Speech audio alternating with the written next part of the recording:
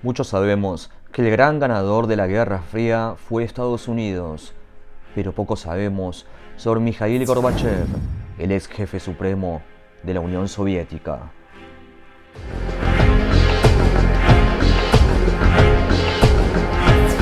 ¿Quién fue Mikhail Gorbachev? Gorbachev ni siquiera vivía en Moscú y era solo un oscuro funcionario de provincia experimentado en cuestiones agrarias.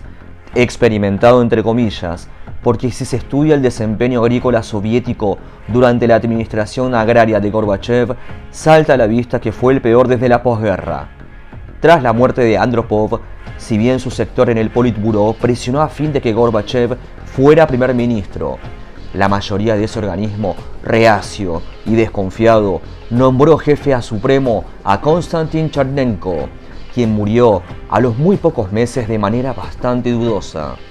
Fue entonces cuando ya no había oposición interna suficiente para que Gorbachev ocupara el máximo cargo de la Unión Soviética, cuando la gran traición interna terminó de consumarse. En su elección pesó de manera definitiva la opinión del jefe de la KGB.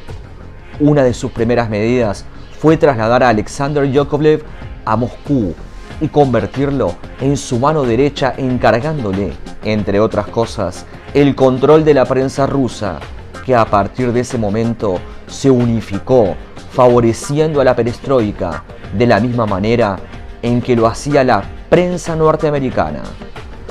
Un dato más que curioso es que en sus memorias aparecidas en la década del 90, Gorbachev habla muy poco de Yakovlev.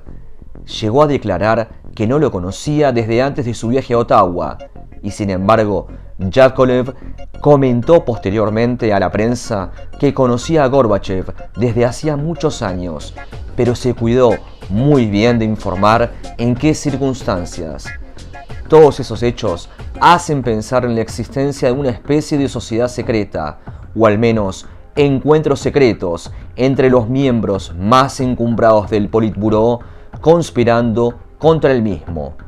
Lo cierto es que Gorbachev no solo encumbró a Yakovlev al estratégico cargo de supervisor de la prensa soviética, sino que también se desprendió de los miembros de la vieja guardia que sobrevivieron a la purga de Andropov. Muchos datos de la vida de Gorbachev hacen pensar que se trata de un caso muy similar al de Andropov.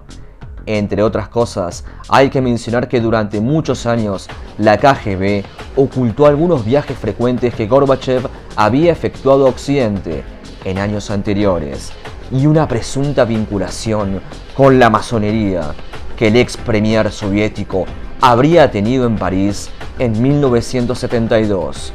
Más tarde, Gorbachev, ya jefe supremo, aceptó a la prensa que había viajado, pero no han quedado registros internos sobre el enigmático viaje que, increíblemente, habría hecho en automóvil, manejando de Moscú a París, según él mismo expresó, cosa que a todas luces suena muy inverosímil.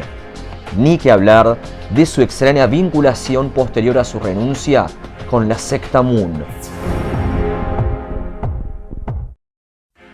En su obra perestroika abundan, entre otras, las referencias al nuevo orden y el socialismo con democracia.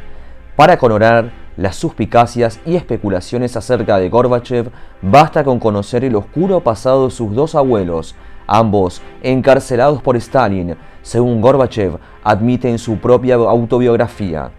Aunque sin mencionar las causas, al menos en uno de los casos puede sospecharse una afiliación al trotskismo que conspiraba contra Stalin, dato por demás interesante, ya que más adelante podremos ver qué intereses estaban detrás de Trotsky y el trotskismo en la Unión Soviética.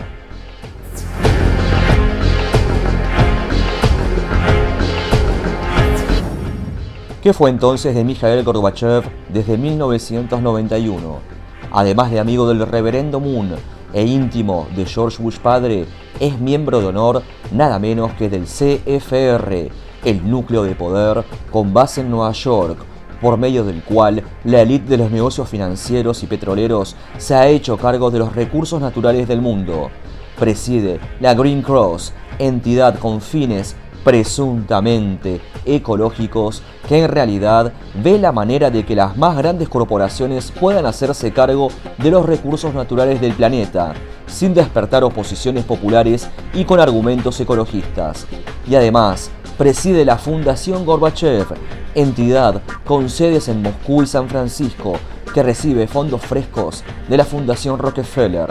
En síntesis, podemos decir que la Unión Soviética se derrumbó por la traición de sus propios líderes, quienes decían desear que mantuviera su lugar como potencia mundial. Y Rusia sigue cayendo en la decadencia, merced a las ventas de sus activos a corporaciones anglo-norteamericanas. Puede resultar paradójico, pero lo cierto es que la Unión Soviética murió de la misma manera en que nació, debido a la traición.